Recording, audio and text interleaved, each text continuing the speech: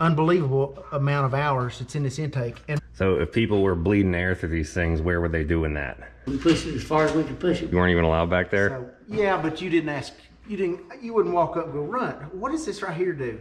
You go, Do you ever do anything that you either got caught doing or didn't get caught doing? When they first, before they had that. The video you're about to watch was filmed on the same day as 2 other videos we did with Larry McClure and Morgan McClure Motorsports history. He has Sterling Marlin's 1995 Daytona 500 winning car. He also drove all over Abingdon with him showing us every single race shop that they had occupied throughout the entire team history.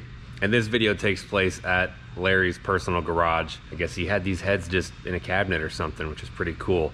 So don't forget that. Check out those videos when you're done with this one if you haven't seen them yet. this is the winning intake and set of heads off a 91 Daytona 500 car that Ernie Irvan won our first Daytona 500 in 1991. The heads and the matching intake that Larry had kept as souvenir pieces. But as you can see right here on the end, it says set 33, 44.5 chambers, 259 runners, 18-degree valve angle. So they're typically 23-degree heads that have been rolled 18 degree. What does that mean for somebody who doesn't know? Well, instead of being like this, they're like that. There's a better valve angle, moves more air. So how do you do that? But welding up the bottom of the head, remachined it. Welded it, remachine it. So somebody has to weld on the bottom of the head for days to build up material so they can cut it back down at a different angle. Yeah, That's right. yeah. And if you'll see, the valves hang below the head, Wow. the intake valves. So if you lay them on the table, you never lay them on the table because you damage the valves. You always set cylinder heads like that right there unless you're on a rug. Interesting. And with these heads, see the valley plate is made onto the intake manifold. It's not separate. Yeah, one piece. So when you changed it, you got into antifreeze. And these are all epoxies to change the runner volume. What are these little holes between the runners for? For keep the gaskets from moving. Really? Mm-hmm. I don't know if you had a light, you could probably see down in there. But this intake, I mean, no telling. I mean, you look right here at the weld beads. Oh, wow. So, you know, it's been... They told me not to bring it back anymore. Yeah, what the heck is going on in there? It looks like cylinders with ridges and little holes and... And what is all that, to distribute air better after the plate that they make you put on there? Yeah. What kind of power gains would this contraption make over an intake that didn't have any of that? Oh, probably See all the... 30. 30 horsepower? Yeah. So if you didn't have this figured out, you were screwed. Well, kind of.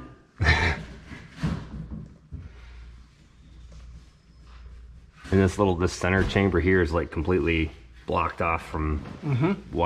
How does that work? Now that I don't, you'd have to ask somebody that, you know, really worked on these things, you know, and Larry might know. I don't know, you know, a lot of us weren't allowed back in the engine room when all this was going on because it was top secret. You weren't even allowed back there? So, yeah, but you didn't ask, you wouldn't walk up and go, run. What does this right here do? You go, nothing. So you know what I mean? Yeah. It just didn't want it getting out. So but you know, Larry might know. This is so cool.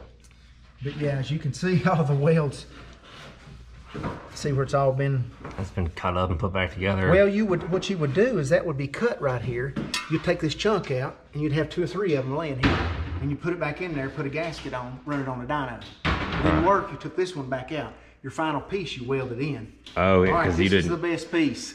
Let's weld it in. That's right, because there was like a rule that your height could be whatever you want, but you couldn't have a spacer over a certain height, because that's what screwed Mark Martin in 1990. Yes. So if you weld all this together, it was legal. Is that how that works? That's right. Okay, see. Yeah, Mark Martin's intake was not welded. That's what... Uh-oh, there went that glass. Yeah, he had it was deemed an illegal spacer. Oh, even all this is welded and cut up in there too. Oh yeah, I mean it's unbelievable amount of hours it's in this intake. And Mark Giles did all this welding. Really? Yeah, he welded all the aluminum intakes, welded all the heads, and then they would go to the machine shop and they would do the work. Huh. But Mark did all the welding on this intake right here and these heads. And then Mike Hips would do the machine work back in the back. And then we had other guys that, you know, like J.E. Beard that took care of the intakes and knew what all this meant. I told him I didn't know what it meant because it didn't get out. Yeah, they had a gauge that went down in there. You had to fit that gauge. As long as you fit that gauge, you can do whatever you want to. Do you understand how it worked or why it made more power that way than, or not? Do you Well, I mean, we just kept trying them, and I mean, I could tell we had like little rocket boosters on the bottom of those things. That's what you saw in there. Huh? Yeah. Those cylinders that had the ridges on them. Rings around them, yeah. How did that work? Worked good. I mean, like, did the air Just going over the ridges? busted the air up better. I mean, what you're trying to do is make the signal to the carburetor as strong as you can, so it'll ask for more gas and burn the fuel. Huh. Plus you're trying to get around a restrictor plate that's laying there. So if people were bleeding air through these things, where were they doing that? How did they? They weren't bleeding them through the cylinder heads. If you're watching this video, I'd be willing to guess you're technically inclined to some capacity. Otherwise, you probably wouldn't understand what was going on. And I got a question for you. Why do you prefer the particular kind of oil that you use? Is there a real reason for it?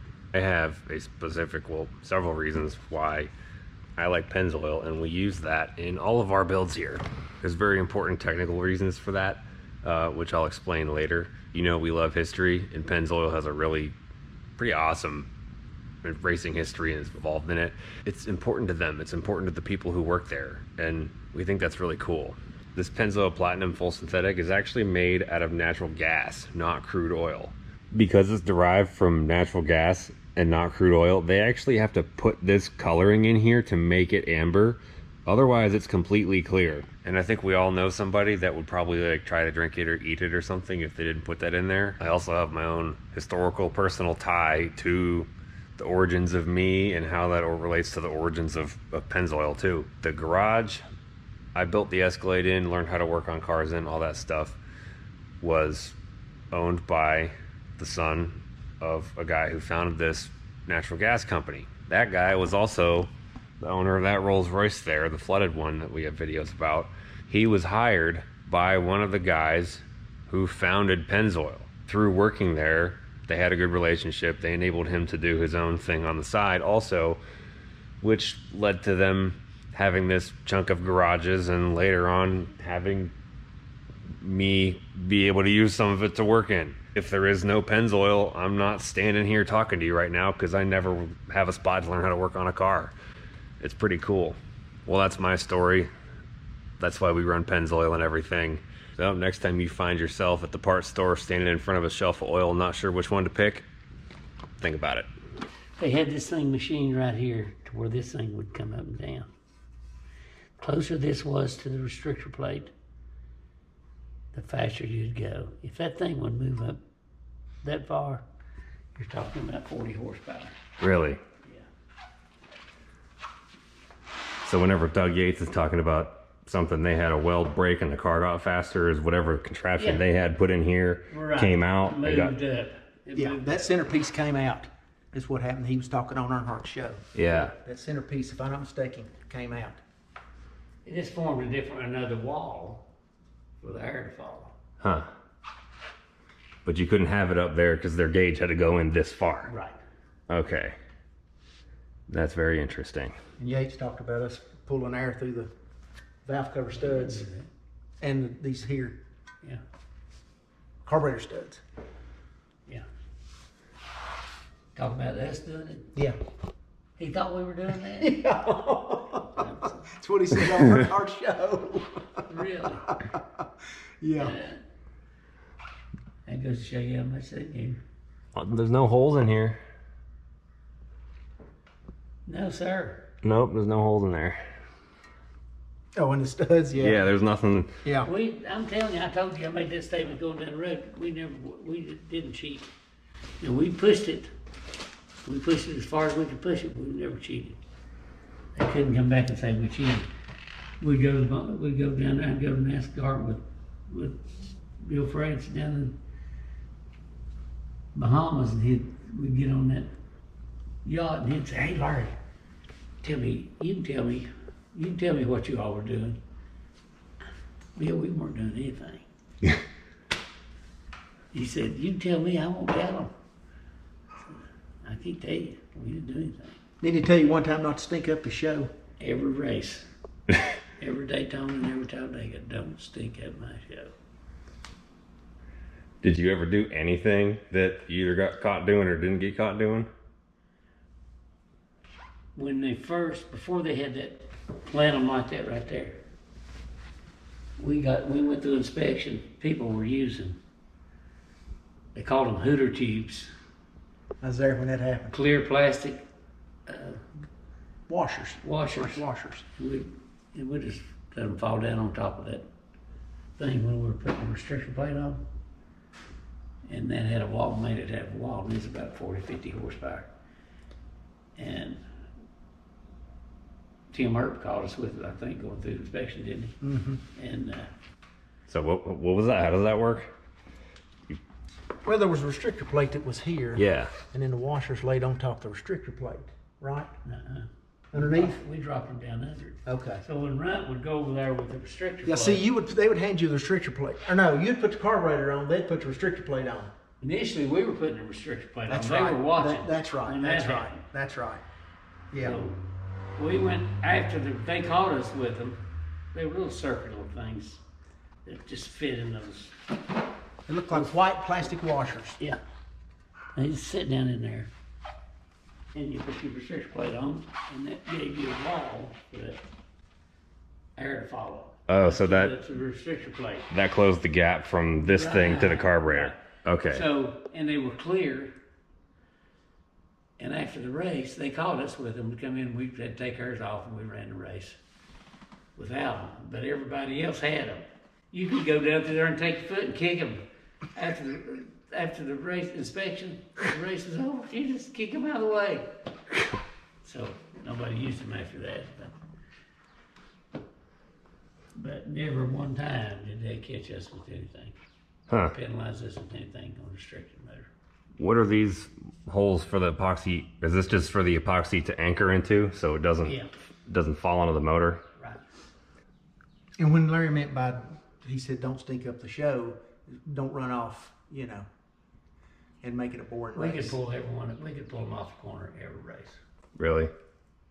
It'd take them the whole back stretch to draft back up. And then you'd go in the corner again, and then we'd pull them back off, and then they'd draft with the pack. And it'd take them the straightaway before they could get caught up. Huh. If they could get caught up. So why was that? We had more power. I think Had a better driving car and Handling, yeah. better aerodynamics. Don't you look what a daggone gas rank we ran me. Yeah, Look like a truck. babies are serious. those are big, yeah. Those are like triple springs. Well, Runt like that big heavy duty stuff. You like the D9 Dozer stuff. Didn't want any engine failures. They need to look like those like that inner spring there almost looks like it's just there to keep the two springs from touching. Yeah. Like it's not. I don't know if that even does anything. That is intense. These were one of the first heads with shaft rockers. If Really? I recall. Yeah, what was that? I think. When did people start rolling these heads over? Was that? Well, that's what this is considered, rolled yeah. over. Yeah, what was that? 18 degree. 90 or 91? Because Well, like, this is 91. so not the entire field wasn't doing this yet. Was that part of why you could do that? And this head right here was better than the Chevrolet head, this Pontiac head. Yes. They wouldn't let you run the Buick head because it was 15 degrees Huh. You can right make out of the box. You can make the runners bigger than these, Todd. In the Pontiacs. Yeah. You remember we were blowing her after this race. Well, that manifold was blown out too on the runners, but see, we cut that thing off of that bed plate, Oh, right here, to make a two-piece manifold. Yeah. Yeah. And then it came out with a two-piece manifold. So you didn't have to, every time you change the intake, you got into water. Made a mess. Well, that's a lot of welding. Well, you know, I changed that manifold prior to that race. And after the race, the dadgum silicon was still Wet. Wet. Yeah. It didn't dry. That's right, because they tear you down. Because that manifold was like 5 horsepower over our next best one.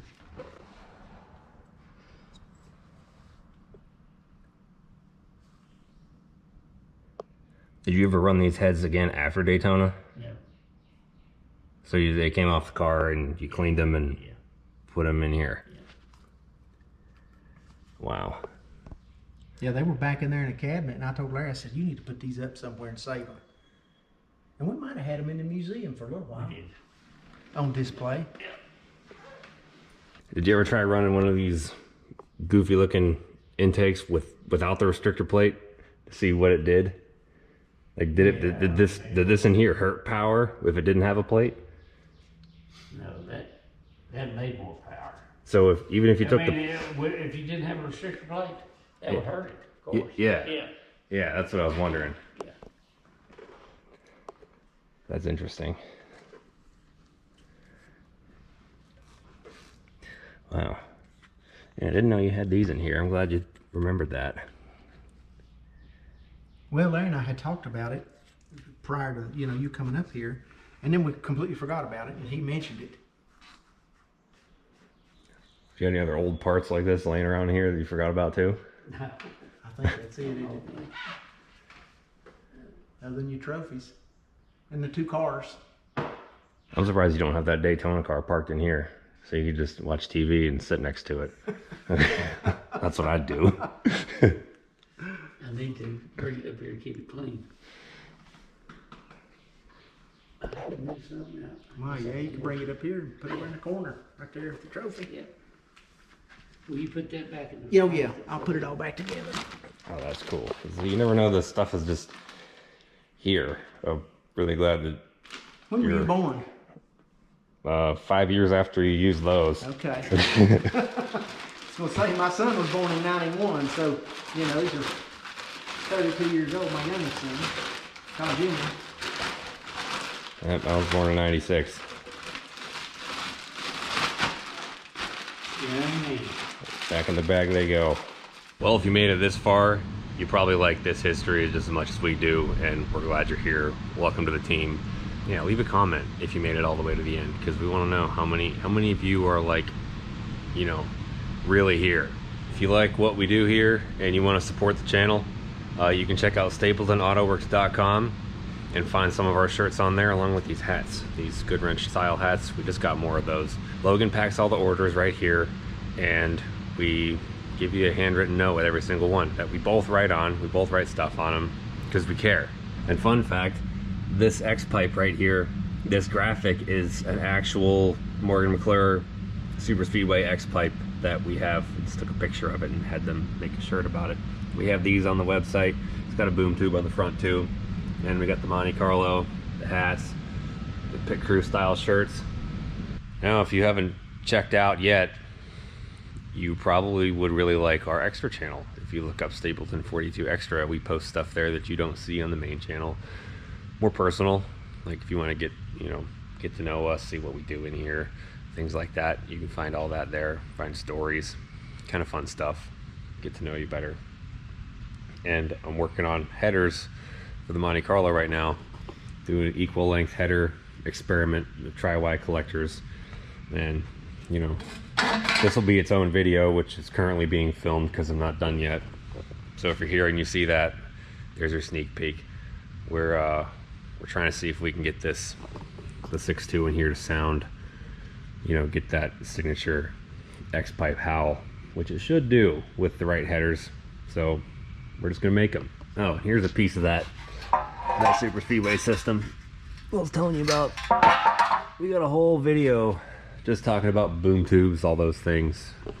If you're vibing right now, you're gonna love it here. Just saying. Pretty pumped that you're here. because if you weren't here, we wouldn't be able to do any of this. This is how we survive. And taking a minute to think about that, it's pretty dang cool that there's enough people out there who all love the same stuff or grew up with it or something, that this is able to be done. It's just awesome. Glad you're here.